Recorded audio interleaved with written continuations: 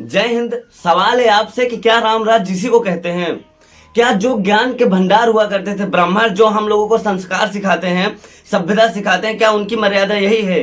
क्योंकि भागवत कराने गए थे, कुछ यादव लोग थे, उसमें से कुछ चमार लोग थे। अगर ये लोग भागवत कराने गए थे किसी ब्राह्मण बाहुल इलाके में, तो उन्होंने जब उनको जानकारी हुई तो उन्होंने क्या किया कि उन यादवों के साथ, उन दलितों के साथ बहुत ही जघन्य अपराध किया है। वह अपराध क्या है? गौमूत्र को नहीं भाई, उन्होंने अपना मूत्र उनके ऊपर छिड़काव किया।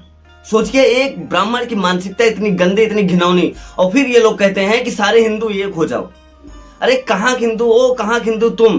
कितना बड़ा फर्क कर देते हो तुम लोग, कितनी बड़ी खाई बना देते हो। कैसे एकजुट कर पाऊंगा मैं इन शोषितों को और शोषणकर्ताओं को? आप लोग जहां भी दांव मिलता है, आप लोग हमेशा नीचा दिखाने की कोशिश करते हो। इसलिए ब्राह्मण अंडित पंडित के को लेकर मेरे माइंड में कोई बहुत ज्यादा रिस्पेक्ट नहीं रहती, जब तक मुझे ये नहीं पता चलता वो सामने वाला आदमी बेहतर है या नहीं है, वो आदमी ठीक है या नहीं ठीक है। मैं उसके जाति से नहीं जाता, मैं उसके कर्मों से जाता हूँ।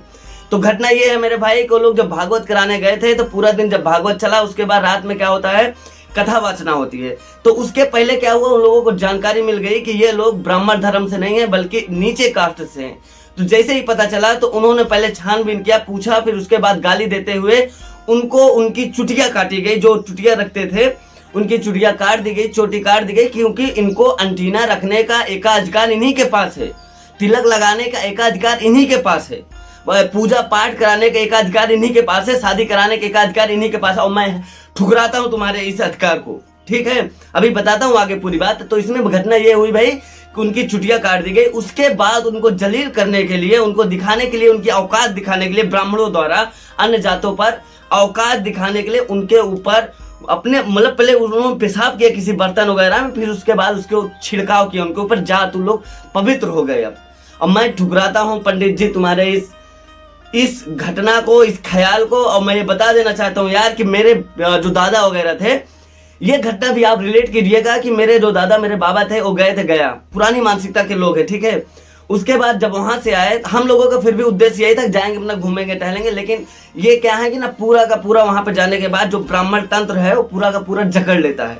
फिर उसके बाद एक अंटीनाधारी से चुटिया उटिया बनाया भाई, आए थे मेरे घर में। एक पंडित जी थे, उनका एक चेला था, छोटा सा बच्चा।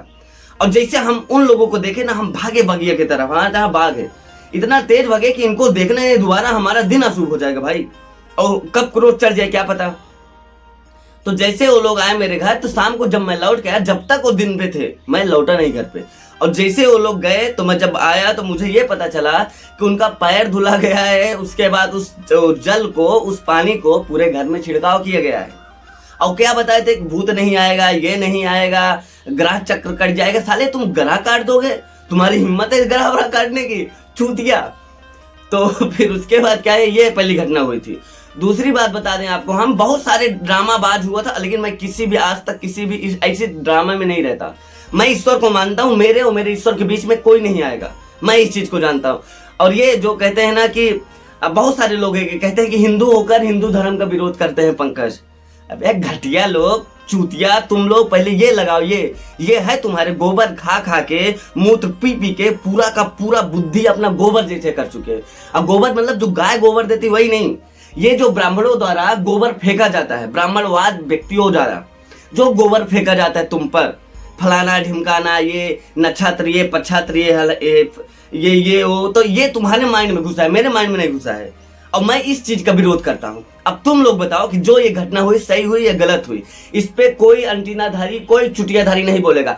जिस तरह से आतंकवाद की घटना पे कोई मुसलमान खुल के नहीं बोलता कि ये चीजें गलत है, मैक्सिमम लोग शांत रहते हैं, उसी तरह से ये कम आतंकवादी नहीं है।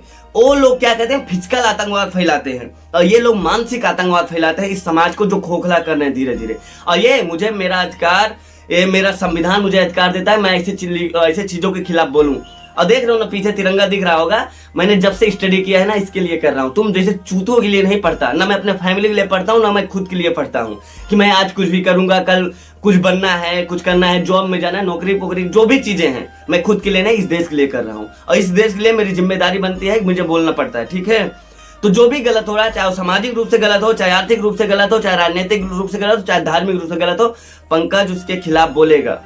समझ में आया। लेकिन ये जो घटना हुए बहुत घिनौनी घटना हुए, आप लोग को चाहिए इसका विरोध करिए और आप लोग अपनी सच्चाई को स्वीकार कीजिए कि समाज के किस पावदान पे आप लोग हैं। अभी मैं आपको बताऊं कि अभी कुछ लोगों को बहुत बुरा लगेगा, मैं सुबह सुबह मॉर्निंग वॉक वगैरह पे जाता हूं, मैं एकदम स्पष्ट कर चुका हूं कि मैं इन ब्राह्मणों को तब तक इज्जत नहीं देता जब तक मुझे नहीं पता चलता कि वो सामने वाला व्यक्ति अच्छा इंसान है या नहीं है। अच्छा इंसान रहेगा तो मुझे सम्मान दोगे, लेकिन जब ये सोचे कि मैं चुटिया लगा लूं, मैं चंदन लगा लूं, मैं इज्जत दूंगा, तो पंकज जैसे लोगों को इज्जत नहीं देता। तो मेरे भाई, इस तरह की जो सामाजिक घटनाएं हो रही हैं कहीं ना कहीं ये हमारे धर्म को कमजोर करेगा। धर्म मतलब ये नहीं होता यार कि आप लोग ऊपर है हम नीचे। अगर हिंदू धर्म है ना, हिंदू धर्म में हम सभी लोग हैं। और पहले कितना अच्छा हुआ करता था हमारा धर्म, मालूम है आपको हमारे धर्म के बारे में? पहले ये हुआ करता था कि अगर कोई भी व्यक्ति, कोई भी इंसान, चाहे वो यादव हो चाहे वो चमार हो, अगर वो ज्ञान अर्जित करना चाहते हैं, ज्ञान देना चाहते हैं, तो वो ब्राह्मण की कैटेगरी में आएंगे, वो पंडित जी के कैटेगरी में चले जाएंगे। ऐसा था वर्ण व्यवस्था, वो ठीक हुआ करती थी। लेकिन जब से ये जाति व्यवस्था आई हमारे समाज में, तब से उत्तर वैदिक काल के बाद ये सारी चीजें एकदम जकड़ने लगी हमारे समाज को। नहीं तो स्टार्टिंग में हमारा भी जो कल्चर था, हमारा जो धार्मिक परंपराएं थी वो बेटर थी, बहुत बेटर थी। लेकिन अगर हम उस धर्म की बात करेंगे जो पहले था, तो लोगों को बड़ा अच्छा लगेगा, कोई दिक्कत नहीं रहेगी। लेकिन अगर हम इसका विरोध करेंगे, जो उत्तर वैदिक काल के बाद शुरू हुआ, जो शोषण की प्रवृत्ति शुरू हुई, जो जातिवाद शुरू हुआ, अगर हम इसके खिलाफ बोलेंगे तो चूतियों को बुरा लगेगा। अभी किसी भी इंसान को हम बोल दें कि भगवान कभी ये नहीं कहते कि हमको ये चढ़ाओ, कब कहें भैया? हम तो कहते हैं, हम तो गीता को मानते हैं। गीता में तो सीधे भगवान ने बोला है कि पूरे श्रद्धा भाव के साथ अगर आप जल चढ़ाते हैं, अगर उसमें एक छोटी सी पत्ती भी डालकर अगर हमको समर्पित करते हैं, तो मैं पूरे मन से स्वीकार करूंगा। तो फिर क्यों इतना ज्यादा फलाना ढिमकाना, ये सारी चीजें? तो जो करना है आपको, जहां संतुष्टि मिलती है आपको करिए, कोई दिक्कत नहीं। लेकिन इस तरह की जो घटनाएं हो रही हैं, मैं उसका विरोध करता रहूं, ये मेरा दायित्व है। चलिए ठीक है, बहुत बहुत सबका धन्यवाद। जय हिंद।